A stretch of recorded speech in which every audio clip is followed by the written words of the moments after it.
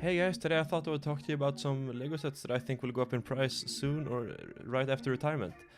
This is not investment advice, this is just my opinions on some Lego sets that I think have growth potential on the aftermarket. So the first set we're gonna talk about, guys, is the AAT or the 75283, which retails for around 40 euros and comes with 4 minifigures, them being Ahsoka, 2 droids and a 332nd Clone Company Ahsoka Trooper.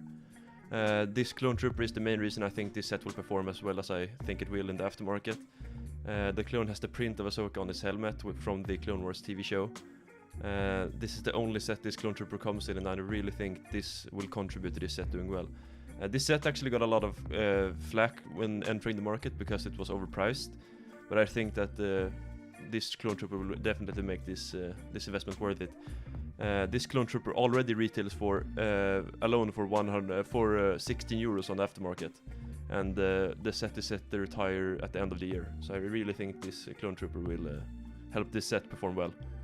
The second set I want to talk about, guys, is the Mandalorian Forge or set 75319. It's a $30 set coming with pretty good minifigures in my opinion, being Paz Vizsla is one of them for 12 euros, and the armor, which retails for around 11 euros at the moment. This set is set to retire at the end of the year, so I definitely recommend picking this up now if you want it. And I think the only thing they can see this set not being as good of an investment as I think it could be is if we see these characters again in season 3 of The Mandalorian. I think Paz Vizsla there is no chance we see again. I could be wrong, but I don't think we will see him again in The Mandalorian. The armor is a more prominent character, and I think there's a chance we could see her in the coming season. But I don't think it will be the exact same minifigure parts-wise, so I think this will be a pretty good investment anyway. The next set I want to talk about is the Mandalorian Starfighter, or set 75316. This is a little bit more expensive, a $70 set. It has excellent minifigures, however, being Gar Saxon that already retails for about 20 euros, and Bo-Katan retails for about 17. And there's also a Mandalorian Sympathizer, which also retails for around 10 euros at the moment, so there is a really good selection of minifigures. This set is retiring at the end of the year, so I would definitely recommend picking this up now if you want it. Gar Saxon I think there's no chance we will ever see again. He plays a role in the Clone Wars TV series, but I have no confidence we will ever see him again in a Lego set, so this is definitely a one-off figure. And a very cool minifigure as well, very good print, very good pieces. That's the reason I think it's already retailing for about 20 euros. Bo-Katan is also a popular figure, we will definitely get her more times during the Lego Star Wars era. But she also performs well on the aftermarket most of the time. But Gar Saxon I think will absolutely skyrocket once this set has been retired for probably like a year. I think it will be definitely a 50-60 euro minifigure, so I would definitely recommend picking this up now if you want it. The next set I would like to talk about, guys, is set 75310 or the Duel on Mandalore. It's a 20 euro set originally, but you can often find it on sale for 10 to 15 euros, which is a really good pickup. There are 2 named characters in the set, it's Ahsoka and Darth Maul, which already retail for about 7 euros each, and the set isn't even retired yet. It's set to retire at the end of the year, but I would say it's a solid investment nevertheless. Ahsoka always performs well on the aftermarket. There are examples of her retailing for about 200 euros, for example from the Rebel set. Darth Maul, always a good character, named characters always say well, especially those with lightsabers. I would definitely recommend picking this up. This is a no-brainer in my opinion. It will be a good investment, no matter what. The next set on the list, guys, is the UCS Star Destroyer or set 75252. This set is a more expensive set. It's a UCS set, retailing for about 700 euros, so it's a very expensive set. But UCS sets have a very good track record of performing well on the aftermarket, selling for a lot. And this set actually has 2 exclusive minifigures, and one of them is really interesting because it doesn't remind me of any other print the Imperial officers have had.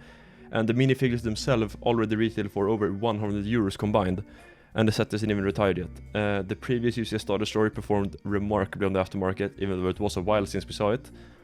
But UCS sets have never failed on the aftermarket.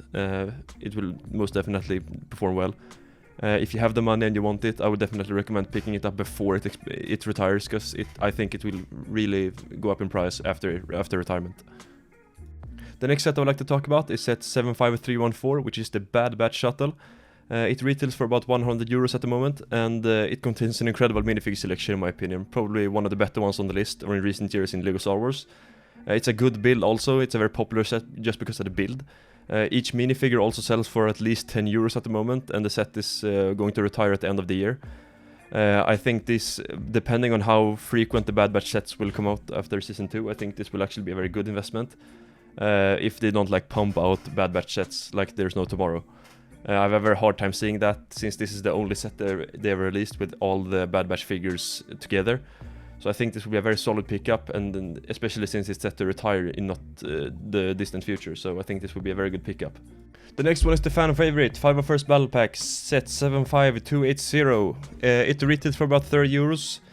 Great minifigures. We asked for it, we got it. The builds are okay, it's not the best, not the worst. I think it's a good battle pack overall. The minifigures are what draws people to this pack.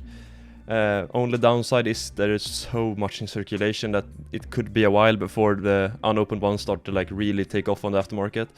But I think there's a generation that hasn't grown into Lego Star Wars yet that will want this pack when growing up, like all the previous battle packs. So I think they should do good either way. The clones already sell for at least 4 euros each, and there's not even a retire date set for the pack yet. But we will get a new pack during 2023, so I wouldn't be too surprised if this set retires in the not too distant future. But there will be a new 501st Battle Pack next year with new minifigures, and it looks like it will be the ones from the Battlefront 2 video game.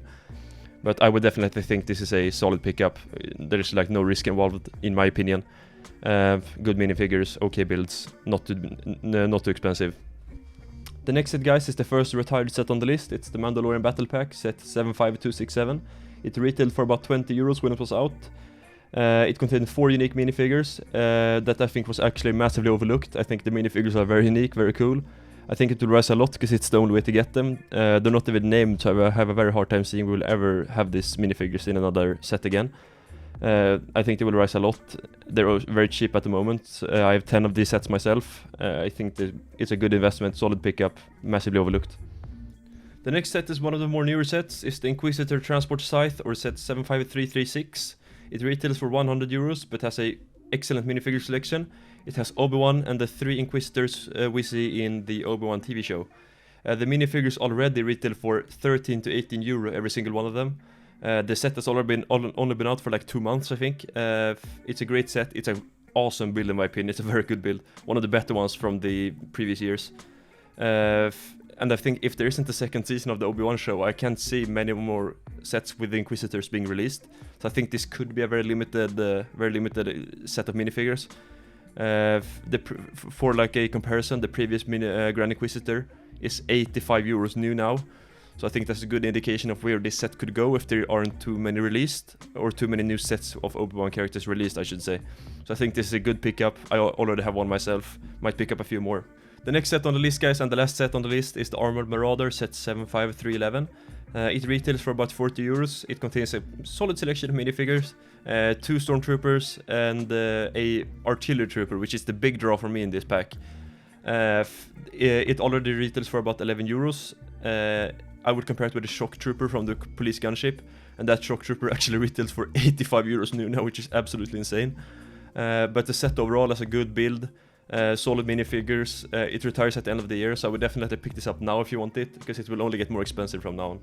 That's my list, guys. If you have any opinions on the list, please let me know in the comments down below. I would happily talk to you guys about the list, maybe take some suggestions for future video ideas.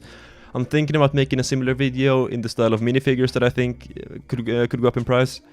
I love making these videos, I love Lego, so there's no downside for me to making these videos.